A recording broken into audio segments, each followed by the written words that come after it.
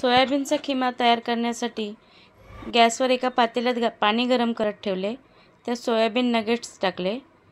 एका कढईत 2 पळी तेल घातले. तेल गरम झाल्यावर 1 वाटी बारीक चिरलेला कांदा घातला. कांदा चांगला परतून घेतला. त्यात 1 चमचा बेसन घातले. बेसन चांगले परतून घेतले.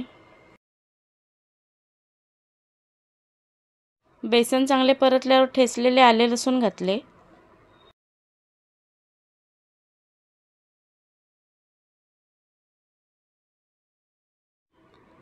अर्धी वाटी बारीक चिरलेला टोमॅटो घालून एकजीव होईपर्यंत परतून घेतले.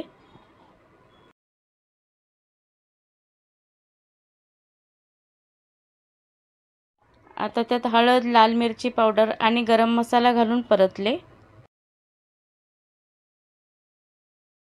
पाव वाटी हिरवा वाटाणा घातला.